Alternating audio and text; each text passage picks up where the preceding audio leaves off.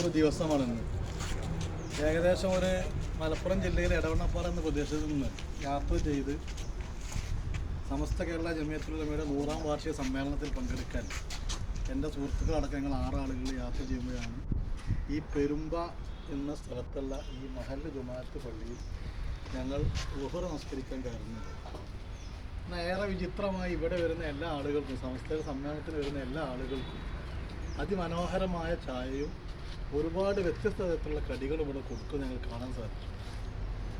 സാധാരണ ഞങ്ങൾ പറയുന്നത് എല്ലാ വിഷയത്തിലും മലപ്പുറം വ്യത്യസ്തമായ ഒരു സ്ഥലമാണ് എന്നാണ്. എന്നാൽ ഞങ്ങളുടെ എല്ലാ കണക്കുകൂട്ടലുകളെയും തെറ്റിച്ചുകൊണ്ട് ഈ നാട്ടിൽ ഈ പെരുമ്പ മഹല്ല് ജമാഅത്തിലെ പ്രവർത്തകർ 5 ദിവസമായി ഇവിടെ ഈ ചായയും കടിയും കൊടുത്തുകൊണ്ടിരിക്കുന്നു എന്നാണ് അറിയാൻ സാധിച്ചത്. ഈ വരുന്ന ഇതുവരെ സമ്മേളനത്തിലേക്ക് ആളുകൾ ഒഴുകിക്കൊണ്ടിരിക്കുകയാണ്. ഇതുവരെ 100 കണക്കിന് ആളുകളാണ് ഇവിടെ ഉണ്ട്. അവസാനം വന്ന് പോകുന്ന ആളുകളാണ് ഞങ്ങളൊന്ന് തോന്നുന്നത്. ഇപ്പോഴും ഇവിടെ ഇഷ്ടംപോലെ എണ്ണക്കടിയും ചായയും ബാക്കി. സമസ്ത എന്ന ഈ പ്രസ്ഥാനത്തെ ഈ അള്ളാഹുവിൻ്റെ എല്ലാ വിഷയത്തിലേക്കും അള്ളാഹുവിലേക്ക് പ്രവർത്തിലാക്കിയ ഈ പ്രസ്ഥാനത്തിൻ്റെ 100ാം വാർഷികം ആഘോഷിക്കുന്ന ഒരു തലമുറയ്ക്ക് ഇങ്ങനെ മധുരമനോഹരമായ ചായയും അതുപോലെ കടിയും കൊടുക്കാൻ നേതൃത്വം നൽകിയ ഈ കമ്മിറ്റി ഞങ്ങൾ പ്രത്യേകം അഭിനന്ദിക്കുകയാണ്. സംഘത്തിൽ അള്ളാഹു ഈ സംരംഭത്തെ വിജയിപ്പിക്കട്ടെ എന്ന് ഞങ്ങൾ പ്രാർത്ഥിക്കുന്നു.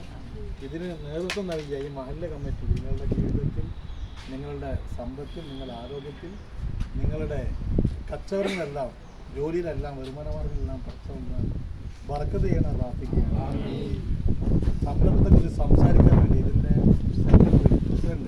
സെക്രട്ടറി കൗൺസിലർ കൂടിയാണ്, കൗൺസിലർ കൂടി ആയിട്ടില്ല. അത് പറയുന്നത് നമുക്ക് വലിയ ആവേശമാണ്. അദ്ദേഹത്തെ കൂടി സംസാരിക്കാൻ ഏറെ സന്തോഷം. ഒരുപാട് യാത്രക്കാർ ഇതിലേക്ക് കൂടി കടന്നുപോയി. 3 ദിവസമായി, 1 ദിവസം വരെ ആയിരക്കണക്കിനാണ്, 2ാം ദിവസം മുതൽ 1000-ന് മേലെ. ഇന്നും സുബഹിക്ക് മുമ്പ് തന്നെ ജനങ്ങളിങ്ങനെ ഒഴുകുകയാണ്.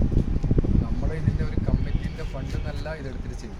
നമ്മൾ കൂട്ടമായി ഓരോ വീട്ടിൽ നിന്ന് ഇങ്ങനെ കൊടുത്തേക്കുന്നു. പിന്നെ അത് തീരുന്നതിനനുസരിച്ച് കൊടുക്കും. വീടിന് എടുത്തുമ്പോൾ തന്നെ അത് തീരുന്നു.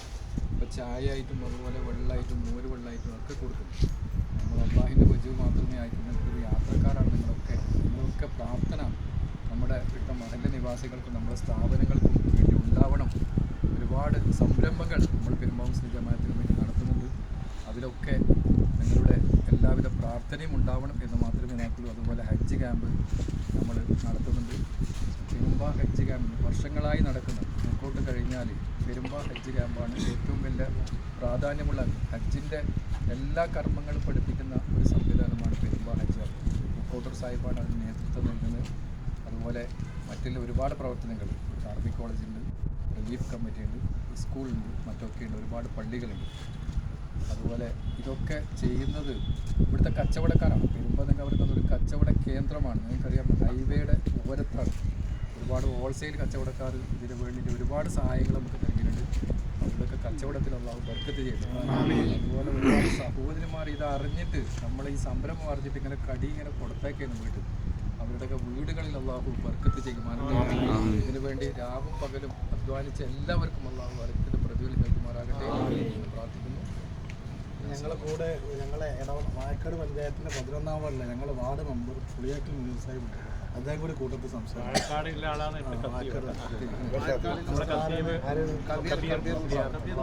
മൂളപ്പുറം